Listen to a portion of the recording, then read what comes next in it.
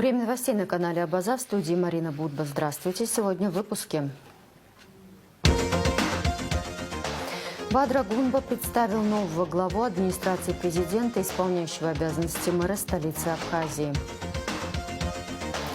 Заповедникам и национальным паркам Абхазии утвердят границы. В ближайшее время предложения будут представлены на рассмотрение правительства и парламента. К 80-летию Победы экскурсия по залу Великой Отечественной Государственного музея Абхазии. Накануне президент Абхазии Бадра Гунба назначил нового главу администрации президента республики. Им стал мэр Сухума Беслан Эшба. В среду глава государства представил коллективу администрации президента нового руководителя, а также представил исполняющего обязанности главы администрации столицы Тимура Аграба. Слово Ради Чачава.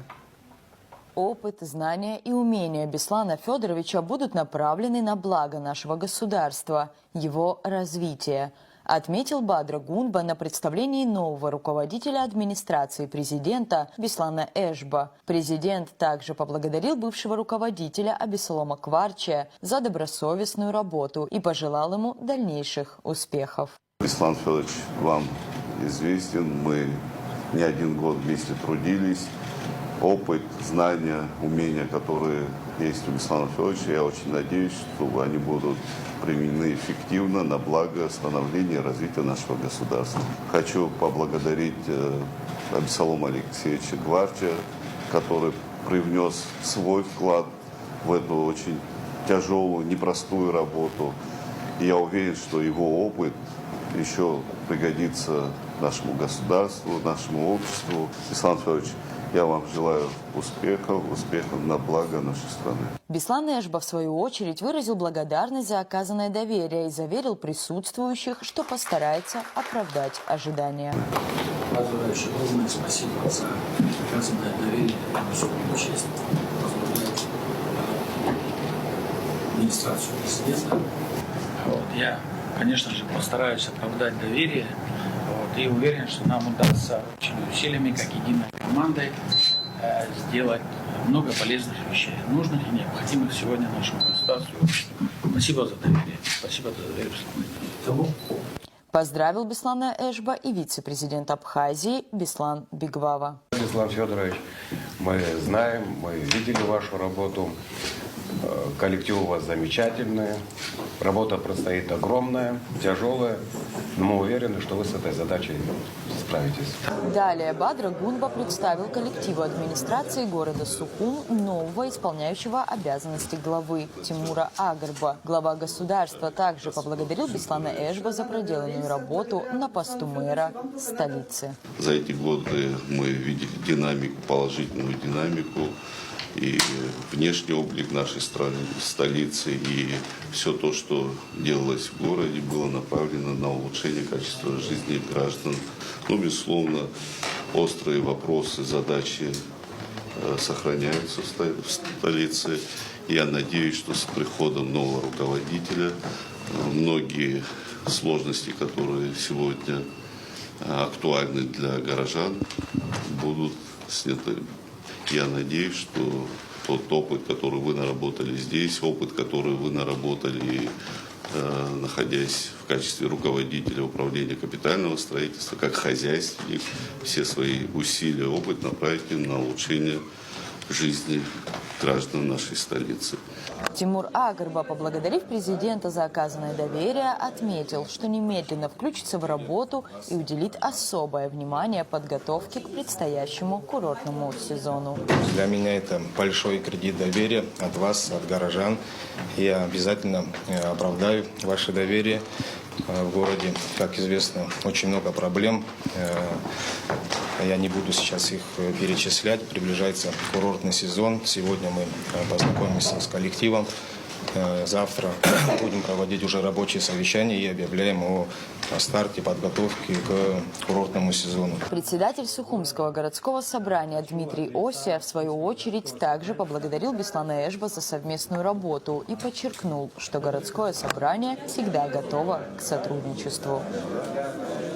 Рада Чачава, Инала Гухава, Абаза ТВ.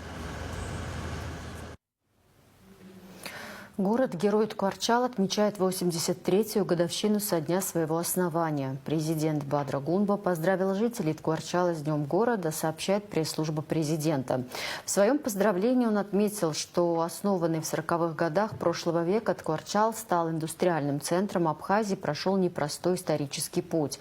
Во время Отечественной войны ткварчалцы, проявив выдающееся мужество, выдержали военную блокаду и не допустили вторжения противника в город. Этот подвиг навсегда останется в истории нашего государства и станет основой для формирования нашего единства и духа, сказал Гунба.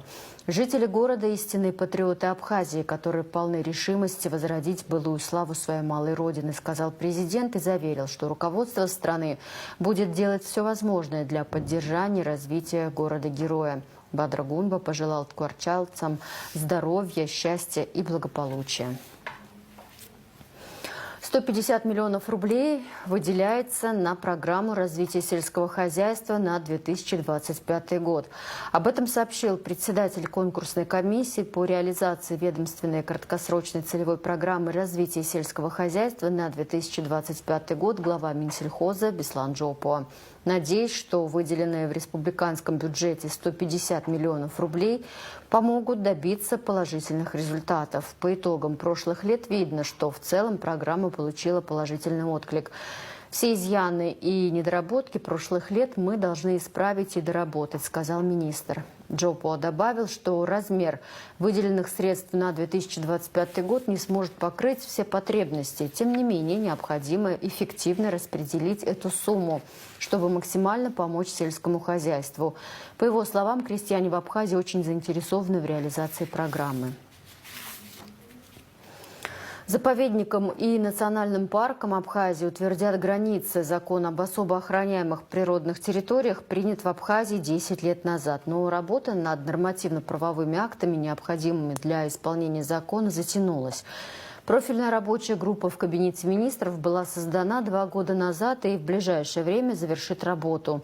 Какие нормы они разработали и представят на рассмотрение Кабмина и парламента, и как это повлияет на заповедники, национальные парки, расскажет Надежда Боровикова.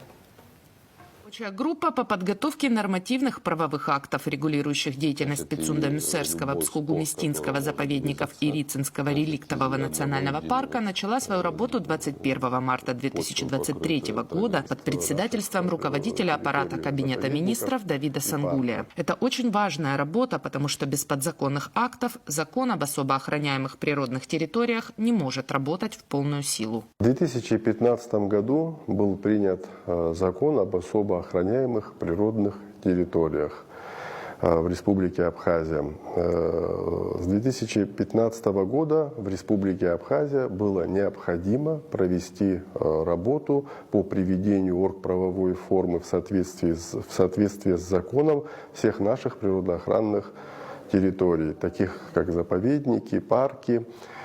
Но эта работа своевременно была не сделана, поэтому распоряжением премьер-министра в 2023 году, 21 марта, была создана совместная комиссия из руководителей и сотрудников заинтересованных ведомств. Основная задача рабочей группы – привести существующие нормы в соответствие с законом об особо охраняемых территориях. Отчасти поэтому рабочая группа не занималась национальным парком Кадорское ущелье. Он получил свой статус в 2019 году, уже после принятия закона, поэтому его положение и устав в реформировании не нуждаются. Остальные природоохранные территории существуют с советских времен, и с каждым годом вопрос их охраны становится все более актуальным. Активность хозяйственной деятельности возрастает. Значит, частная инициатива наступает, и границы заповедников и национальных парков постоянно подвергаются каким-то, значит, воздействиям, которые связаны с их нарушением.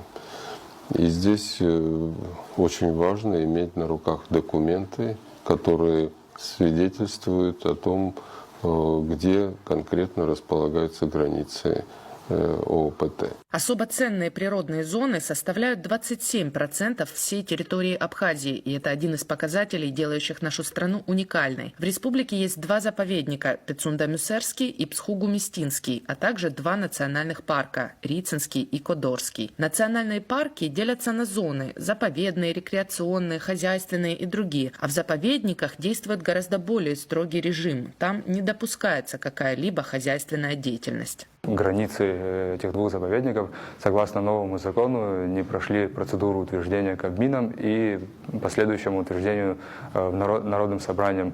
И, соответственно, границы, которые были утверждены в советское время, в настоящее время могли, в некоторых местах частично могли оказаться неактуальными, исходя из того, что либо на территориях, примыкающих к этим заповедникам, либо частично на территории этих заповедников, в большей степени примыкающие к территории, могли уже осуществлять хозяйственную деятельность предприниматели, юридические лица.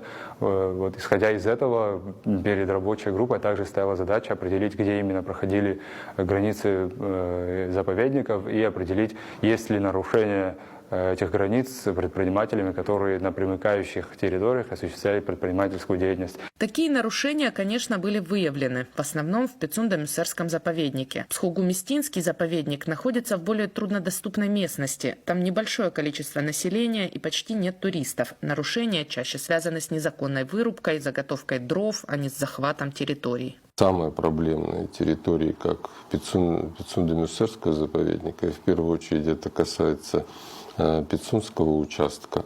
Здесь сейчас уже ведутся работы по огораживанию Пицунского участка сосновой рощи, самшитовой рощи. И здесь надо очень отчетливо сказать о том, что восстанавливаемое ограждение Пицунда-Мюсерского заповедника, Пицунской рощи в первую очередь, идет по тем старым границам, которые существовали с советских времен. Рабочая группа, представленная земельным кадастром, она провела очень большую работу по картированию и нанесению границ в цифровых картах с точностью буквально до нескольких сантиметров. Это очень важный момент, потому что эта зона очень активна в рекреационной, хозяйственной деятельности, и есть всегда такая некая ползучая схема войти на метр, на 2 или еще больше на территорию заповедника. Это абсолютно недопустимая вещь. Надо отчетливо сделать такой посыл: границы заповедника незыблемы. Огромная работа проделана руководством Пицунда-Мюсерского заповедника и консультативного характера, и просветительного характера, и предупредительного характера в том числе, направлена на то, чтобы донести до сведения предпринимателей, что в результате проведения этой работы будут восстановлены границы заповедников согласно актам, которыми создавались эти заповедники, чтобы впредь не возникало противоречий и споров с предпринимателями. Еще одна важная задача, стоявшая перед рабочей группой, приведение в соответствие с законом структуры подчинения природоохранных зон. У нас до сих пор особо охраняемые природные территории не подчинены какому-то одному единому центру управления. Государственные заповедники находятся в системе управления лесного хозяйства. Национальный парк Кодорское ущелье является структурным подразделением и находится в управлении Госкомитета по экологии. Рицинский реликтовый национальный парк напрямую подчинен Кабинету министров. И естественно, что в подобных условиях очень сложно выстраивать единую политику и единую схему управления, отчетности. Все члены рабочей группы пришли к единому мнению о том, что особо охраняемые природные территории должны подчиняться Государственному комитету по экологии и охране окружающей среды. Данная реформа подразумевает то, что у всех природоохранных учреждений будет один центральный орган госуправления. В рамках данного органа природоохранного, допустим, такого как Комитет по экологии сегодня, можно будет создать отдельное структурное подразделение, которое будет непосредственно заниматься данными территориями природоохранными. То есть будет больше порядка, будет уполномоченное должностное лицо, в задачи которого будет входить сохранение наших природоохранных территорий. В целом рабочая группа практически завершила свою работу. Все документы согласованы и предварительно представлены премьер-министру Владимиру Делба в рамках итогового заседания рабочей группы, которое состоялось 7 апреля. В ближайшее время предложения будут представлены на рассмотрение Кабинета министров и парламента. Надежда Боровикова, Тимур Гугохия, Абаза ТВ.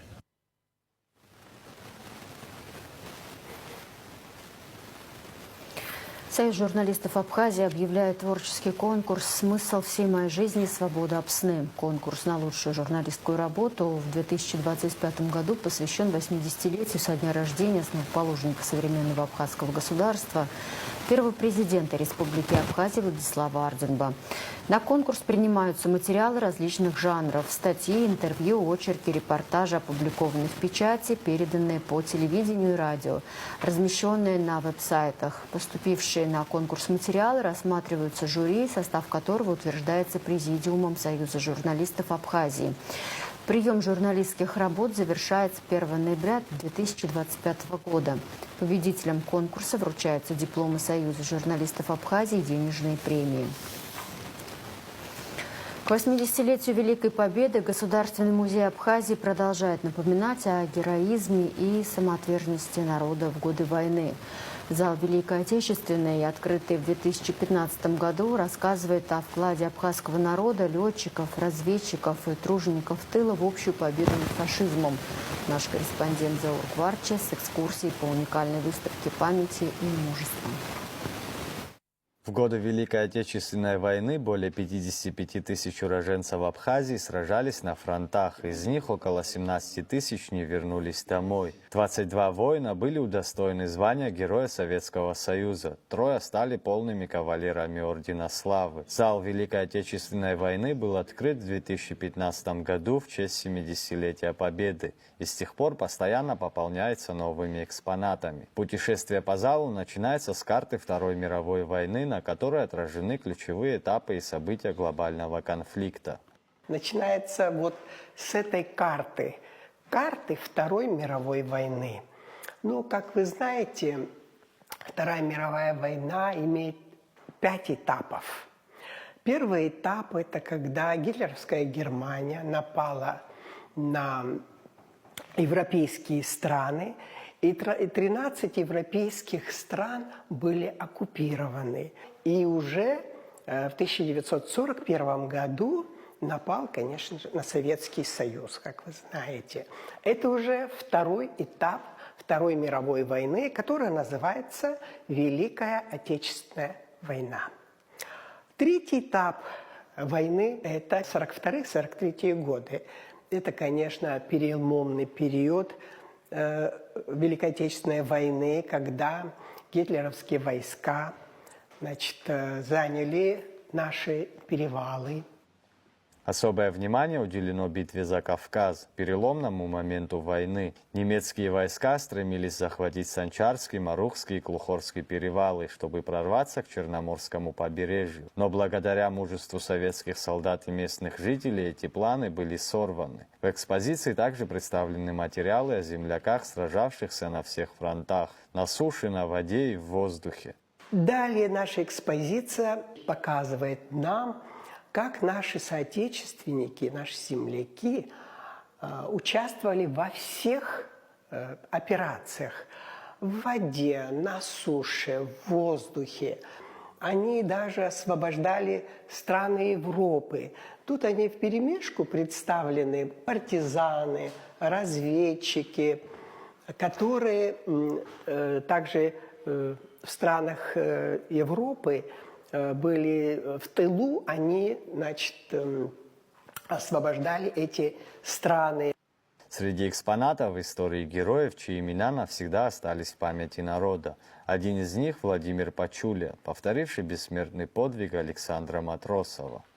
когда, значит, группа разведчиков пошла, значит, проверять, как же двинуться вперед, и они захватили несколько языков.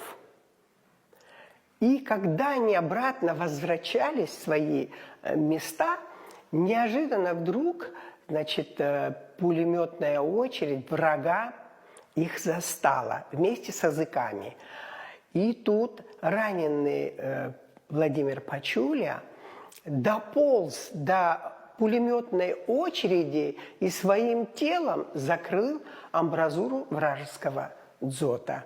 Отдельная витрина посвящена летчикам. Более 50 уроженцев республики стали крылатыми защитниками Родины. Среди них летчик-штурмовик Кезым Агрба, направивший свой горящий самолет в скопление вражеских танков. Он, значит, на таран свой самолет горящий бросил в стан танков. Представляете, один человек сам до 8 танков уничтожил. Он тогда свой горящий самолет мог уйти назад, но он решил уничтожить вот эти вот танки. Тут у нас лежит книга Латыпова «Витязи крылатые» называется. Вот он тоже участник войны, его близкий товарищ, в его дивизии он участвовал в войне. Вот он пишет о нем, как его любили друзья, однополчане, за его смелость, за отважность. В зале представлены материалы о 22 героях Советского Союза из Абхазии, чьи подвиги навсегда останутся в истории. Здесь и звезда героя Владимира Харазия, который лично сжег 8 танков в бою за село Веселое под Харьковом в 1942 году, личные вещи Мелитона Кантаря, водрузившего знамя победы над Рейхстагом, и другие бесценные артефакты. Харазия также был представлен к званию Героя Советского Союза, но его не стало. Это было в 1943 году. И в честь 70-летия Победы, лично сам с подписью Путина, Владимира Владимировича, у нас его награда Героя Советского Союза представлена. Единственная звезда героя, которая у нас в музее имеется. Тут представлены вещи Мелитона Кантаря, Героя Советского Союза. И вот со своими боевыми товарищами Егоровым, Самсоновым представлен на параде 9 мая 1965-го. Незабытые труженики тыла. Когда мужчины ушли на фронт, их место заняли женщины и дети, трудившиеся на полях, в цехах, сдававшие кровь, собирающие средства на нужды армии. Их самоотверженный труд стал надежной опорой для фронта. Все для фронта, все для победы. Тут ремонтировали орудия боевые, усыновляли осиротевших детей, сдавали кровь. Также ученики свои средства, они передавали все для фронта. Например, вот ученик Хику Борожден, он все свои средства посылает и от Верховного Главнокомандующего получает благодарность. Вот тут у нас фотография его представлена. В преддверии 80-летия Победы в Великой Отечественной войне Государственный музей Абхазии приглашает жителей и гостей республики посетить новую экспозицию, посвященную героизму абхазского народа. Выставка откроется в мае этого года и станет частью череды памятных мероприятий, организованных в честь юбилейной даты. Две темы у нас будут. Значит, оборона Кавказа, участники обороны Кавказа, мужчины и женщины. И, конечно же, очень интересная рубрика у нас. Вот там у нас представлены, как и везде, значит, с одной семьи уходили несколько братьев. У нас в Абхазии, например, 7 братьев ушли, не вернулись, 6. Вот братья Лазба, 5 ушли. Не все вернулись, только лишь 1 вернулся. И вот у нас будет более обширная экспозиция именно уроженцы Абхазии в этой войне, как уходили братья и возвращались, не возвращались. Уже их краткая история. Абхазский государственный музей открыт для всех посетителей со вторника по субботу с 10 до 17 часов и приглашает всех желающих познакомиться с богатой историей и культурой республики. Заур Кварджа, Валерий Квиквискири, Абаза ТВ. Печальная весть. Скончался кинодраматург, сценарист фильма Владислав Арденба, драма «Победители» Леонид Махкамов. Ему был 81 год. Леонид Махкамов также был представителем Госфильмфонда России в Абхазии. Организовал в республике несколько кинофестивалей. Народный артист Абхазии Кисоу Хагба подчеркнул, что Махкамов глубоко ощущал дух абхазской борьбы за независимость, изучал историю страны, читал национальную литературу и поэзию. Это был один из самых искренних и преданных друзей Абхазии, абхазского народа. Встречи, общение и совместная работа с ним приносили огромную радость и удовольствие, подчеркнул он.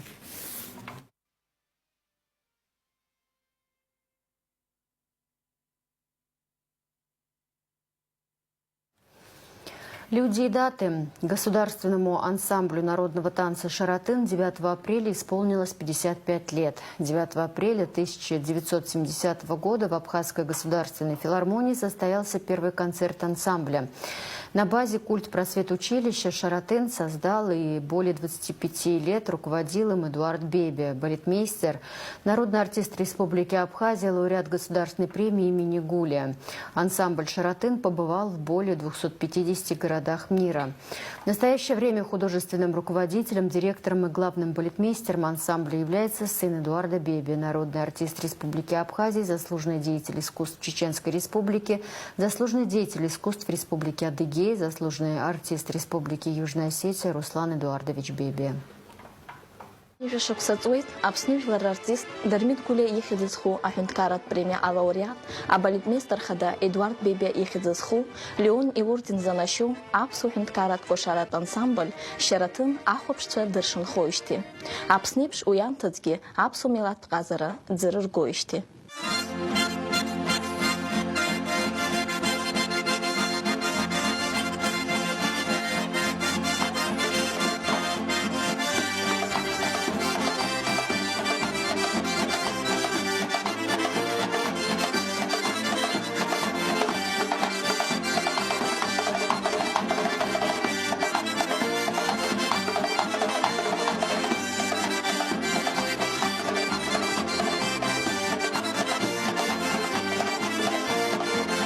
Худжгидуги бзия эйцербу, оргухатхату иззыпшу, згив фиханюжи башуксазы эйчгаз, ари ансамбль Шаратын, арджарат коллективка ярылугард, хтипши амана акалары ибзуруп, уяща тыркю, айчгаю, зыбстазара ацухтунпи аамтазынза, ансамбль асахиркарат напхкависиказ Эдуард Бебе. Уидырвачгуб аказара ган рачава итцана, апсо фольклор шатас измаз, апсо кошара, нартаару кошара, ачара кошарауха, репшиqaqaz акошарақәа ықәзыргылоз. Эдуард Бебе раԥхьа иԥшаауан, еиқәиршәон амузыка, нас акәын акәашара анеиҿикаауаз. Абраҟа имҳәакәан возшьамам, раԥхьаӡа акәны асценахь оркестр цәырызгазгьы иара шиакәу. Иахьа Эдуард Бебе дызҿыз иус иабшьҭра дықәланы, иашьцәа иваргыланы иациҵоит уи иԥа акультура Москватәи ауниверситет аушьҭымҭа Руслан Бебе. В нашем эфире после выпуска новостей смотрите материал из архива База ТВ 2010 года, посвященный истории государственного ансамбля народного танца «Шаратын». Продолжаем выпуск. МИД Абхазии и Абхазский государственный университет объявляют прием заявлений граждан Республики Абхазия для поступления по конкурсному отбору в Дипломатическую академию МИД России по программам бакалавриата для выпускников средних общеобразовательных школ Республики Абхазия, по программам магистратуры, по программам аспирантуры. Прием заявлений и документов осуществляется 10, 11 и 14-18 апреля 2025 года с 10 до 15. За справками обращаться АГУ, корпус Б, первый этаж, кабинет номер 5 или по телефону +7 940 992 52 61. Ассоциация силовых ведомств при поддержке Министерства просвещения МВД и МЧС запускает серию интерактивных уроков для школьников. Тематика уроков – регулирование движения, работа с радарами, тушение пожаров, эвакуация, следы ДТП, оказание первой помощи, транспортировка пострадавших и другие. Цель интерактивных уроков – закрепить правила дорожного движения, снизить детский травматизм на дорогах, показать школьникам героику профессий МВД и МЧС. Лучшие ученики получат рекомендации для поступления в профильные вузы России и Абхазии. Учебный год в школах Абхазии завершится 22 мая, рассказал в эфире радио «Спутник» замминистра просвещения Ада Кварчеля. После этого 9 и 11 классы будут сдавать экзамены по 5 предметам. Досрочные экзамены для участников республиканской спартакиады пройдут с 5 до 22 мая. Внимания, воды не будет. Водоканал столицы сообщает, что в связи с проведением ремонтных работ 10 апреля с 0 до 18:00 будет прекращена подача воды в следующих районах города Сухум.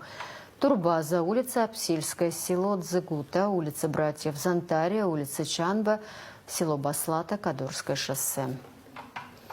Штормовое предупреждение объявлено на территории Краснодарского края в среду и четверг в предгорьях налипание мокрого снега, на провода местами гроза, в горах сильный снег, на высоте от 1500 метров лавина опасна.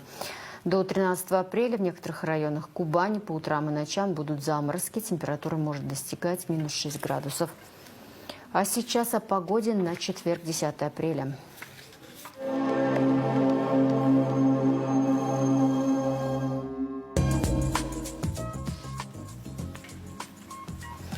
В четверг территория в Абхазии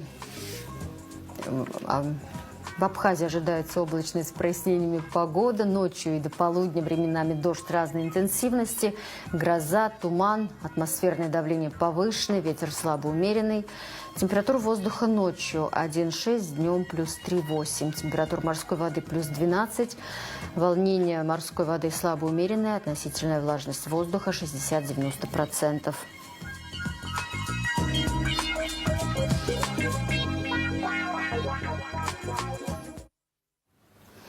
На этом пока все. За развитием событий следите вместе с нами. До встречи.